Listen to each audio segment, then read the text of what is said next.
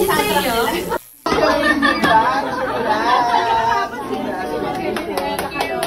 kayo tapos?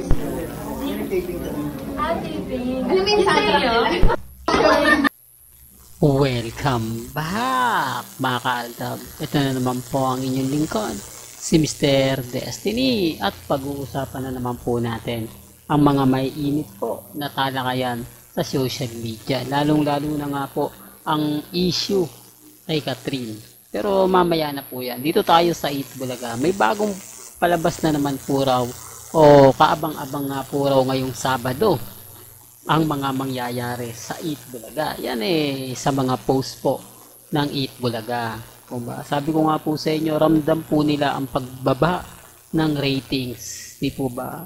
Taliwas po sa mga sinasabi at pahayag ng iba. Wala po kasing nagbago. Kaya nga sabi ko sa inyo, kung nanonood po kayo ng live sa YouTube, sa Facebook ng Eat Bulaga, doon lang po kayo makakabasa ng mga reaksyon at mga komento na kumbaga, bakit parang wala atang pagbabago? At parang ganun at ganun pa rin daw po ang senaryo ng Eat Bulaga. Parang bumalik lang po yung bulagaan, pero parang kulang pa rin po raw. Hindi po ba? Real talk to mga kaaldab. Kaya nga sabi ko sa inyo, may kalaban na kasi sila. At eto nga po mga kaaldab, sinasabing mag-guest nga po raw sa Showtime sina Catherine at si Alden Richards. Siyempre kaabang-abang din po yan. Di po ba? Kaya nga po siguro pinaghahandaan din ng Eat Bulaga na matapatan. Di po ba ang pag-guest ni Catherine at ni Alden sa Showtime? Siyempre malakas po yung impact niyan Di po ba? Ang ibig kong sabihin yan mga kaaldab, yung pagtitrending, yung pag-angat ng ratings. Di po? Na siyempre ayaw mangyari ng Eat Bulaga na kumbaga umangat ang ratings ng Showtime. Kasi pagka umangat, baka magsunod-sunod na Baka mas maraming mag-aabang, mas marami ang tatangkilik. Di po ba? Sabi ko nga po sa inyo, dito po sa channel ni Mr. Destiny, marami po kayong malalaman, marami po kayong maiintindihan at mauunawaan. Di po ba? Lalo na nga po pagdating sa social media. Eto, si Vice mismo nag-uusap sila nila Catherine at ni Alden. Pero walang sinabi na kayo na talaga may relasyon kayo. Dito makikita nyo na yung halatang promotion lang, halatang magkaibigan lang po talaga sina Catherine at si Alden Richards. Kasi ultimo si Vice ganda, walang reaksyon. Hindi siya yung tipo na pinupush talaga yung dalawa. Pansin nyo po ba? Sinasabi ko lang po ito para lang klaro. Sinasabi ko lang po ito lalo na nga po sa mga taong dumadaan at bumibisita po sa channel ni Mr. Destiny. Ako, kalmado lang po ako, kampante lang. Kasi alam naman natin na may mga bagay-bagay po na mahirap nga po talagang ipaliwanag.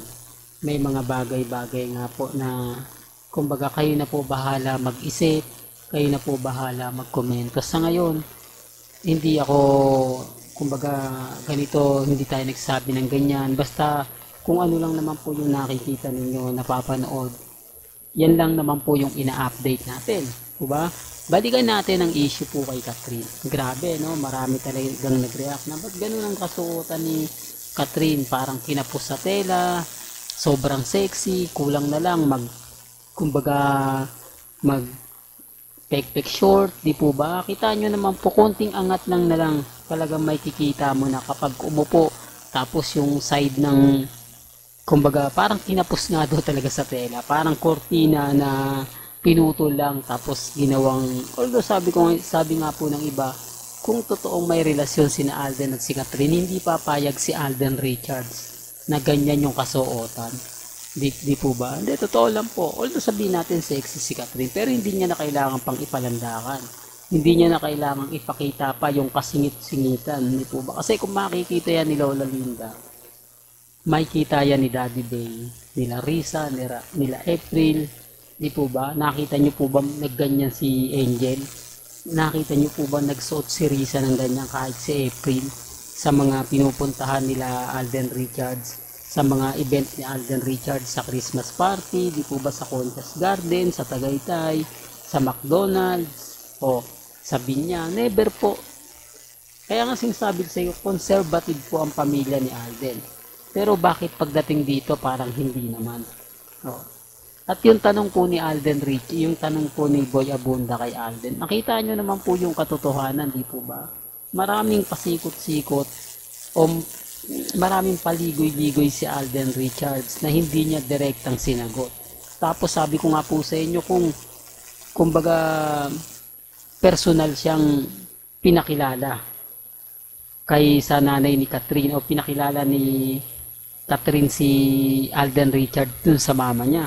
So, dun pa lang, hindi na siya sumagot na hindi, nakausap ko. Di po ba? Kasi una sa lahat, ganito ng simpleng sagot lang. Di po ba? Yung tanong sa kanya na nanliligaw ka ba kay Catherine? Di po ba? Siyempre, sasabihin lang kung totoo. Di po ba? Oo.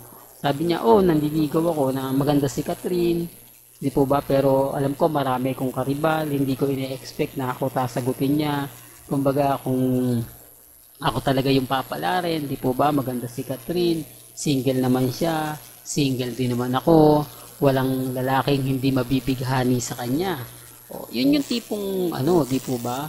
Pero kung papalarin, okay lang. Pero kung hindi, normal lang sa akin, etc. etc. Yung tipong kumbaga manliligaw siya na walang kasiguraduhan yung pagsagot. Di po ba? Pero hindi yung po sinabi niya. Wala po siyang binanggit na kahit sabihin na natin na oo po pwede niya naman sabihin niya Mr. Destiny.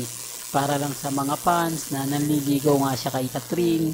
Para sa mga fans na todo ang effort sa kanilang dalawa. Di po ba? Pero hindi niya sinabi. Tapos yung pinakahuli, di po ba sinabi niya sa nanay ni Catherine na pinakilala ko, mabait sila, nag-usap kami, etc. etc. Nagbanding, ganito ganyan. Marami siyang sinabi patungkol kay Catherine, etc. etc. Hindi, yung sagot niya, pag may libreng oras lang, pumupunta siya. Ibig sabihin, mga kaaldab, hindi siya pumupunta kasi wala pong libreng oras. Si Alden Richards, hindi po ba? Doon pa lang, panalo na ako doon pa lang. Makikita nyo na, tama naman si Mr. Destiny. Yung mga pinapaliwanag ni Mr. Destiny, may punto naman. Diba? Galit lang sila kasi, kumbaga nababasag ko sila. Galit lang sila kay Mr. Destiny kasi nabibigyan ng mga bagay-bagay ng paliwanag ni Mr. Destiny. Parang hinahamon niya. Pag ako nagbibigay ng update tapos maraming paligoy-ligoy pa, maraming sasabihin ako direct to the point na Mr. Destiny, ang dami pong pasakali, pasikot-sikot, ganito na lang sabihin nyo, bakit si Alden hindi nila ma-pressure? Tapos si Catherine hindi po buti nga po real talk pa, buti nga po ang GMA Network pwede nilang tanungin si Alden Richards pero si Catherine bakit hindi po tinatanong ng ABS-CBN? Bakit po ba? Bakit hindi siya direktang tanungin na nanliligaw ba sa'yo si Alden Richards? Kayo na ba ni Alden Richards? Bali-balita namin na botong-boto daw ang mami mo kay Alden Richards. Yung tipong ganun. Pero wala di po ba? Walang ganun.